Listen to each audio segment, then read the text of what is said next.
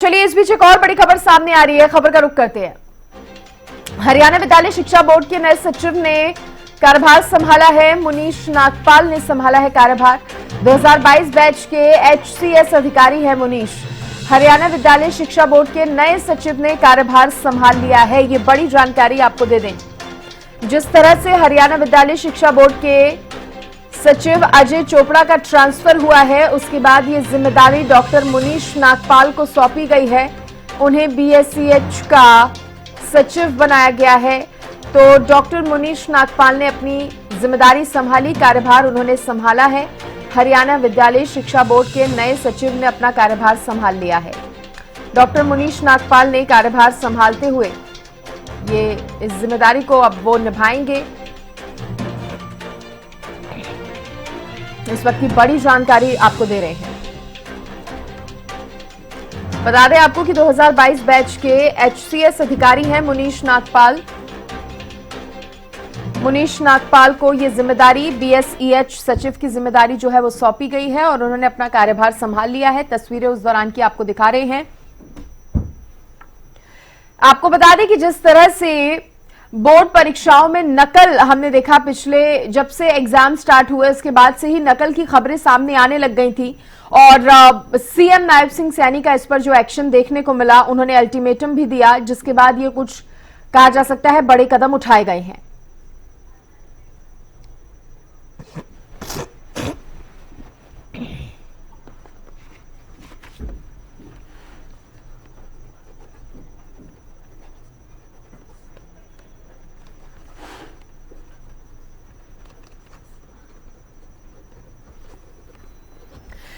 विशेष संवाददाता भिवानी से रवि जांगड़ा मेरे साथ जुड़ गए हैं। रवि, देखिए जिस तरह से हम देख रहे थे नकल की खबरें सामने आ रही थी लगातार, जो वाकई एक चिंता का विषय है, उसके बाद ये कुछ जरूरी कदम जो है उठाए गए हैं। पुलिसकर्मी भी जिस तरह से यहाँ पर उन पर भी एक्शन लिया गया है।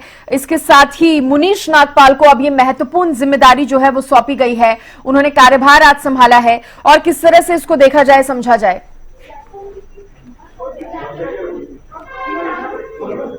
सबसे पहले स्पष्ट कर दें, सबसे पहले क्लियर कर दें कि डॉक्टर मुनीश नागपाल वरिष्ठतम जो एचसीएस अधिकारी हैं उनमें शुमार है। 2022 बैच के नहीं, 2002 बैच के एचसीएस अधिकारी हैं, हरियाणा सिविल सेवा के अधिकारी हैं। इसके अलावा अगर बात करें, क्योंकि अजय चोपड़ा को यहां का कार्यभार दिया गया था, अतिरिक्त कार्यभार उनके पास भी था। जिला के जो है जिला परिषद के सीईओ के तौर पर वो काम कर रहे थे और हरियाणा विद्यालय शिक्षा बोर्ड का अतिरिक्त कार्यभार यानी एडिशनल चार्ज उनको दिया गया था। डॉक्टर मुनीश नागपाल फिलहाल भिवानी के एडीसी हैं, एडिशनल डिप्टी कमिश्नर भी हैं और साथ साथ उनको भी अतिरिक्त कार्यभार जरूर दिया गया है। लेकिन उन्होंने प्रतिबद्धता जताई है कि जिस तरह से नकल के मामले रोकने के लिए प्रदेश सरकार आगे आई थी, आगे भी जो हरियाणा विद्यालय शिक्षा बोर्ड है उसकी साख को कायम रखा जाएगा। हरियाणा विद्यालय शिक्षा बोर्ड की जिस तरह की साख बनी हुई है नकल रोकने के मामले में, उसको बरकरार रखा जाएगा। हालांकि इस तरह से लगातार 2 पेपर हमने देखे थे, +2 का यानी 12वीं का सीनियर सेकेंडरी का जो अंग्रेजी विषय का पेपर था, नूह जिले के टपकन परीक्षा केंद्र से जहां पर आउट होने की खबरें आई थी और इसके अलावा पलवल के परीक्षा केंद्र 33 से ये जो है पेपर आउट होने की खबरें आई थी। उसके बाद हरियाणा की जो सरकार है वो त्वरित कार्रवाई करते हुए 25 पुलिस अधिकारी कर्मचारी, जिनमें 4 डीएसपी भी शामिल थे, उनको तुरंत प्रभाव से निलंबित किए जाने की बात कही थी। खुद सूबे के मुख्यमंत्री नायब सिंह सैनी इस पूरे मामले को देख रहे थे और लगातार अधिकारियों से मैराथन बैठकों का दौर शुरू किया गया था। इसके अगले दिन अगर बात करें, जो ये बड़ी कार्रवाई अमल में लाई गई थी, 25 पुलिस अधिकारी कर्मचारी जिनको निलंबित किए जाने की बात कही गई थी, अगले दिन मुख्य सचिव की अगुवाई में एक बैठक आयोजित की गई थी और उसके बाद तमाम जो जिला के अधिकारी थे, चाहे डिप्टी कमिश्नर्स की बात करें या फिर पुलिस कप्तानों की बात करें, उनको निर्देशित किया गया था कि वो सभी परीक्षा केंद्रों पर जाएं। ऐसे संवेदनशील, अति संवेदनशील परीक्षा केंद्र उनकी विजिट करें, उनका दौरा करें और उसके बाद ये सुनिश्चित करें कि कहीं परिंदा तक पर ना मार सके। और न केवल पुलिस प्रशासन के अधिकारी, बल्कि हमने देखा कल नूह मेवात में हरियाणा न्यूज जो है ग्राउंड जीरो पर पहुंचा था, वहां पर देखा था कि न केवल एसडीएम बल्कि जिला परिषद के जो अधिकारी थे वो भी कहीं न कहीं देखे गए थे। पब्लिक हेल्थ के अधिकारी देखे गए थे, पीडब्ल्यूडी B&R विभाग के अधिकारी देखे गए थे, जो कि बतौर ड्यूटी मजिस्ट्रेट जिनको तैनात किया गया था। यानी शिक्षा और प्रशासनिक पुलिस प्रशासन महकमे के अधिकारियों के अलावा दूसरे विभागों के अधिकारी कर्मचारी भी कहीं न कहीं परीक्षा केंद्रों पर देखे गए थे। परिंदे तक पर नहीं मार सके थे, इस तरह की व्यवस्थाएं की गई थी। जो संवेदनशील अति संवेदनशील परीक्षा केंद्र थे वहां पर एक के बजाय दो सुपरवाइजर लगाए गए हैं। ऑब्जर्वर्स की नियुक्ति जो है तैनाती विद्यालय शिक्षा बोर्ड के अधिकारियों के द्वारा की गई थी। अजय चोपड़ा के द्वारा उस वक्त ये तैनाती की गई थी। हालांकि उनको जरूर बदला गया है, लेकिन जिस तरह का आलम कल देखा गया था तो उसके बाद जो है ये कुछ राहत भरी खबरें भी आई थी, सुकून भरी खबरें भी आई थी कि प्रदेश सरकार जिस तरह से हरकत में आई थी, नकल रोकने के मामलों को लेकर जिस तरह से संजीदगी दिखाई गई थी, उसके बाद ये आलम था कि कल जो है परिंदे तक पर नहीं मार सके थे। हमने भिवानी में देखा, हमने नूह में देखा, लेकिन कुछ एक इलाके और थे जहां पर जो है अभी तस्वीरें अभी भी जो है वो जुदा नहीं हुई है। सोनीपत के एक बड़ौदा परीक्षा केंद्र पर इस तरह की तस्वीरें सामने आई जहां कल भी लोग नकल मरवाते देखे गए थे, नकल की पर्चियां फेंकते हुए वो देखे गए थे दीवार फांद कर। ऐसे में वहां का प्रशासन भी, उसने भी दो टूक शब्दों में कहा है कि किसी भी तरह से लापरवाही बर्दाश्त नहीं की जाएगी। जो भी लापरवाह होगा, जो भी इसके लिए जिम्मेदार होगा, उसके खिलाफ कड़ी कार्रवाई अमल में लाई जाएगी। और प्रदेश के जो मुख्य सचिव हैं अनुराग रस्तोगी, उन्होंने तो दो टूक शब्दों में कहा था कि अब अगर कोई सरकारी अधिकारी कर्मचारी पूरे मामले में अगर लापरवाह दिखेगा, लापरवाही बरतेगा, तो निष्कासन नहीं होगा, निलंबन नहीं होगा, यानी सस्पेंशन नहीं होगी, बल्कि डिसमिसल होगा, यानी नौकरी से हाथ धोना पड़ेगा। ऐसे में कोई इस पूरे मामले बाबत अब रिस्क नहीं लेना चाहता है।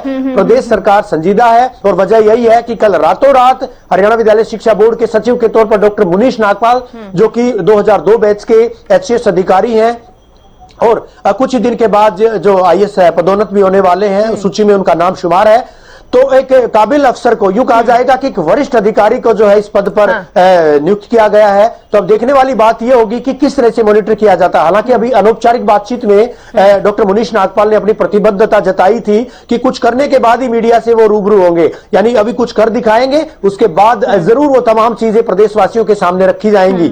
यानी उन्होंने एक प्रतिबद्धता तो जताई है कि नकल का समूल नाश करना उनका जो मुख्य मोटिव होगा, मुख्य उद्देश्य होगा। जिस एक विश्वास के साथ उनको यहां पर जिम्मा दिया गया है, उस विश्वास पर वो खरा उतरेंगे, सरकार के विश्वास पर खरा उतरेंगे। तो अब देखने वाली बात होगी। अभी चंद मिनट पहले उन्होंने जो है कार्यभार ग्रहण किया था हरियाणा विद्यालय शिक्षा बोर्ड के सचिव के तौर पर। अभी अधिकारियों की मैराथन बैठकों का दौर जारी है। पहले जो यहाँ पर जो असिस्टेंट सेक्रेटरी है, डिप्टी सेक्रेटरीज है, यानी बड़े अधिकारी, उनकी बैठक ली गई थी। उसके बाद अभी सुपरिंटेंडेंट जो कि इस विभाग में यहाँ पर विद्यालय शिक्षा बोर्ड के कार्यालय में तैनात है, बड़ी तादाद में उनसे बैठकें की जा रही हैं। उसके बाद अब किस तरह का उनका खाका रहेगा वो भी सामने लाया जाएगा। लेकिन फिलहाल एक बड़ा कदम प्रदेश सरकार के द्वारा उठाया गया। परीक्षाओं के बीच में हरियाणा विद्यालय शिक्षा बोर्ड का अतिरिक्त कार्यभार देख रहे बतौर सचिव अजय चोपड़ा, उनका जो है उनके वापिस मूल स्थान पर भेजा गया। और इसके अलावा जो एडीसी हरियाणा में भिवानी की अगर बात करें, भिवानी जिला प्रशासन में अतिरिक्त उपायुक्त डॉक्टर मुनीश नागपाल को यहाँ का जिम्मा दिया गया है बतौर सचिव, तो उन्होंने कार्यभार ग्रहण किया है। हालांकि आज भी परीक्षा है और परीक्षा के दौरान अब देखने को मिलेगा कि किस तरह से जो असर है प्रदेश सरकार का, विभिन्न जिलों के प्रशासन का, उनके द्वारा किस तरह की कार्रवाई अमल में लाई जाती है। आज विज्ञान की परीक्षा, भौतिकी विज्ञान की परीक्षा और इसके अलावा आज इकोनॉमिक्स की परीक्षा है। करीबन 76,000 के करीब परीक्षा। रवि आप बने रहिए। महेंद्र, देखिए जिस तरह से रवि भी बता रहे थे, नकल की खबरें सामने आई, लापरवाहियां कई उजागर हुई, जिसके बाद ये बड़े एक्शन जो है वो लिए गए हैं। आज भी एग्जाम है छात्रों का, उम्मीद की जाए शांतिपूर्ण ढंग से नकल वहीन तरीके से एग्जाम जो है होगा, अब इतने जो बदलाव किए गए हैं उसके बाद। बिल्कुल सृष्टि, सबसे पहले आज की परीक्षा की बात करें तो आज 12वीं कक्षा के फिजिक्स और इकोनॉमिक्स विषय का जो है परीक्षा आज होनी है। उसके लिए छात्र अभी जो है परीक्षा केंद्र के अंदर दाखिल हुए हैं। कुछ ही समय शेष बचे हैं, ये परीक्षा आरंभ होगी। और जिस तरह से 2-3 दिन पहले जो तस्वीरें सामने आई थी परीक्षा केंद्रों की हरियाणा के विभिन्न हिस्सों से कि किस तरह से नकल जो है करवाई जा रही थी, पेपर जो है लीक हुए थे, उसके बाद हरियाणा सरकार का स्वयं मुख्यमंत्री नायब सिंह सैनी ने जिस तरह से सख्त संज्ञान लिया था, उसके बाद जरूर व्यवस्था में बदलाव देखने को मिला है। चाहे हम परीक्षा केंद्रों के अंदर के व्यवस्थाओं की बात करें या बाहर के सुरक्षा प्रबंधों की बात करें, वो कड़े कर दिए गए, क्योंकि साफ निर्देश यही है कि वार्षिक परीक्षाओं में नकल बिल्कुल नहीं होने दी जाएगी। और हालांकि करनाल जिले में पहले भी ऐसा कोई मामला सामने नहीं आया था कि जहां बड़े स्तर पर किसी तरह की नकल या इस तरह पेपर लीक होने का मामला सामने आया हो, ऐसा कुछ नहीं था। लेकिन जिस तरह से हरियाणा के कई जिलों में, चाहे हम नूह की बात करें, रोहतक, सोनीपत की बात करें, वहां से जो तस्वीरें सामने आई थी, उसके बाद जरूर कहीं ना कहीं हरियाणा शिक्षा बोर्ड पर सवाल खड़े हुए थे। लेकिन अब जिस तरह से सरकार जो है इस मामले को लेकर गंभीर हुई है, उसके बाद अब तस्वीरें जो है बदली। आप देख सकते हैं कि अभी से कुछ समय बाद परीक्षाएं आरंभ होगी, लेकिन सभी जो छात्र परीक्षा देने के लिए आए थे, मैं इस समय government girls senior secondary school में मौजूद हूं और वो जो परीक्षार्थी थे वो सब अंदर जा चुके हैं। किसी को भी बाहर परिसर में खड़े होने की अनुमति नहीं दी गई है। बाहर मेन गेट पर जो सुरक्षा कर्मी तैनात है, किसी भी बाहरी व्यक्ति को अंदर आने की इजाजत नहीं दी गई है। तो ऐसे में अंदाजा लगा सकते हैं कि इस बार परीक्षाओं को लेकर जो है जो ढिलाई बीते दिनों में देखने को मिली थी, अब वो नहीं है। जो प्रबंध है वो काफी सख्त कर दिए गए हैं। तो परीक्षा सेंटर्स में जो लापरवाहियां हुई थी या जिस तरह से नकल की गई थी, उस पर सीएम नायब सिंह सैनी का भी रिएक्शन जो था वो सामने आया था मीडिया के सामने। उन्होंने क्या कुछ कहा था, एक बार वो भी सुना देते हैं। पेपर आउट हुआ है, एक सेंटर से पेपर आउट हुआ है, किसी बच्चे ने पेपर बाहर दिया, उसका व्हाट्सएप बाहर चला गया और इस बात को हमने गंभीरता से लिया है। आज इसको लेकर के हमने बैठक में उच्च अधिकारियों में बैठ करके चर्चा की है।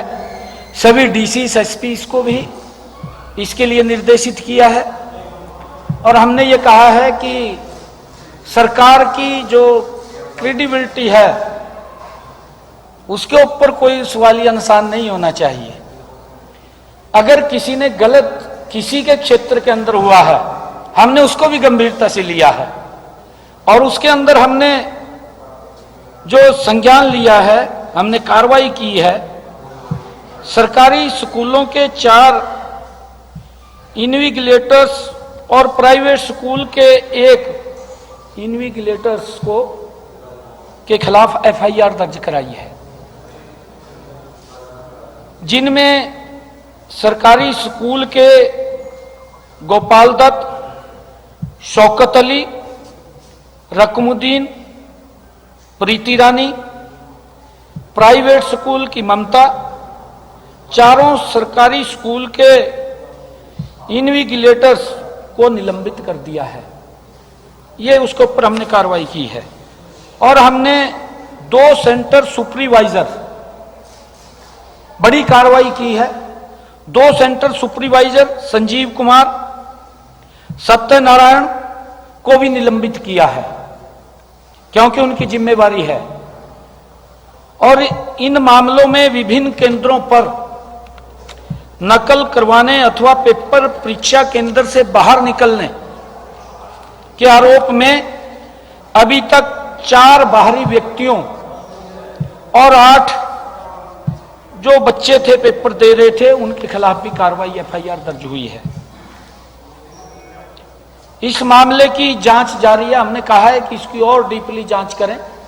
आगे हमने सभी एसपीस और डीसीस को इसके लिए सुनिश्चित किया है कि अपने अपने जिला के अंदर वो इस बात को सुनिश्चित करेंगे कि कहीं पर भी परीक्षा केंद्र के समीप कोई व्यक्ति न जाए। तो देखिए, सीएम भी सख्त नजर आए थे और क्या कुछ उन्होंने कहा था, क्या कुछ दिशा निर्देश उन्होंने दिए थे, किस तरह से एक्शन लिया गया, वो आपने इधर सीएम को भी सुना। रजत सिसोदिया बल्लभगढ़ से मेरे सहयोगी भी मेरे साथ जुड़ गए हैं, बल्लभगढ़ का सीधा रुख करेंगे। रजत, आप बताइए, क्योंकि आज एग्जाम है और उम्मीद की जा रही है कि आज जो है नकल विहीन परीक्षाएं होंगी और शांतिपूर्ण ढंग से होंगी। किस तरह की, अगर हम स्कूलों के बाहर की बात करें जहां जहां पर एग्जाम बच्चे देने के लिए आएंगे, वहां पर किस तरह की व्यवस्था जो है वो नजर आ रही है?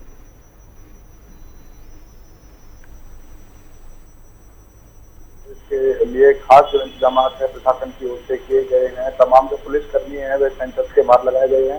जहाँ गेट के बाहर पुलिसकर्मी मौजूद हैं वहाँ अंदर भी मौजूद हैं। आप देख पा रहे होंगे जो इस समय मौजूद हैं गर्ल्स कॉलेज गर्ल्स स्कूल में, और तमाम पुलिसकर्मी यहाँ पे मौजूद हैं और तमाम जितने भी बच्चे जो परीक्षार्थी जो यहाँ पे पहुंच रहे हैं उनको चेक करके ही अंदर भेजा जा रहा है। इसके अलावा जितने भी पेरेंट्स अपने बच्चों को पेपर दिलाने के लिए पहुंच रहे हैं उन्हें भी जो स्कूल की बाउंड्री है उसके अंदर खड़े होने की अनुमति नहीं दी जा रही है। इसके अलावा जो स्कूल की जो आसपास की बाउंड्री है इसके आसपास भी नहीं खड़ा होने दिया जा रहा है। इसके अलावा आपको बता दूं, कल फरीदाबाद के डीसी विक्रम सिंह भी खुद ही दौरे पे निकले थे, अचूक निरीक्षण भी किया था तमाम सेंटर्स का और इस चीज की खासतौर पर जांच की गई थी कि किसी भी तरीके की कोई भी चेकिंग है वह तो स्कूलों में नहीं चल रही। फिलहाल अभी तक ऐसा कोई भी कोई भी ऐसी चीज देखने के लिए फरीदाबाद में नहीं मिली है कि कहीं पे चीटिंग कराई जा रही हो। लेकिन फरीदाबाद डीसी जो विक्रम सिंह का साफ तौर पे कहना है, अगर ऐसी कोई भी घटना सामने आती है तो इस पे कड़ी से कड़ी जो कार्रवाई है वह उनकी ओर से की जाएगी। जी बिल्कुल सख्त एक्शन जो है वो लिया जाएगा। और जिस तरह से आप भी तस्वीरें रजत दिखा रहे हैं और कहीं ना कहीं यहाँ पर पुलिस की भी सख्ती जो है वो देखने को मिलेगी। मैं रवि आपका रुख करना चाहूंगी।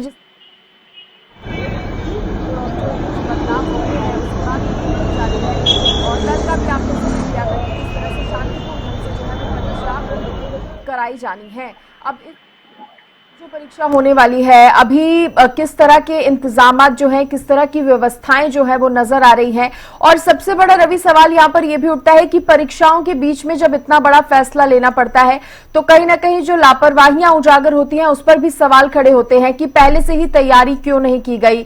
आखिर जो बच्चे पढ़कर आए थे या कहा जा सकता है जिनकी कोई इसमें गलती नहीं थी उनको भी कहीं ना कहीं इसमें सर्वाइव करना पड़ता है। जब कुछ चुनिंदा बच्चे नकल करते हैं या उनके पेरेंट्स उनको नकल करवाते हैं, टीचर ही नकल करवाते हैं, तो सर्वाइव या भुगतना उसमें दूसरे बच्चों को भी पड़ता है जो पूरी मेहनत से आते हैं पेपर देने के लिए। रवि बिल्कुल आपने दुरुस्त फरमाया। यहां पर सृष्टि, एक बात तो स्पष्ट है कि 5,17,000 के करीब परीक्षार्थी परीक्षा दे रहे हैं और इतनी तादाद में पुलिस कर्मचारी तैनात नहीं किए जा सकते। इतनी तादाद में यानी उस अनुपात की अगर बात करें तो हर बच्चे के साथ एक पुलिस कर्मचारी तैनात नहीं हो सकता। लेकिन कहीं ना कहीं चूक ये रही थी कि विगत में देखा जाता था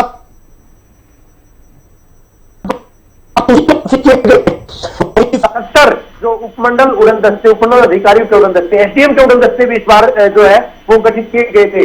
ऐसे में अगर मैं शिक्षा विभाग की बात तो ऐसे में अगर मैं शिक्षा विभाग की बात करूं, विद्यालय शिक्षा बोर्ड की बात करूं, तो कहीं कोई इस तरह की चूक या अहिला हवाली नहीं कही जा सकती है। हां, जहां जो परीक्षा केंद्र थे उनकी सुरक्षा का बार का जिम्मा पुलिस का होता है और पुलिस अगर माकूल तादाद में अगर वहां पर तैनात रहती है तो निश्चित तौर पर परिंदे पर नहीं मार सकते हैं। और वजह यही रही थी कि जो बाहर का जो इलाका था जहां पर धारा बीएनएस की धारा 163 जो इंपोज की जानी थी, इंपोज जरूर की गई लेकिन उसको सलीके से लागू नहीं किया गया। यानी वहां पर जो पुलिस के कर्मचारी अधिकारी तैनात होने थे वो नहीं दिखे थे। वजह यही थी कि पेपर बाहर आउट हुआ था, यानी परीक्षा शुरू होने के बाद पेपर जो है वो आउट हुआ था, बाहर उसके फोटो लिए गए थे।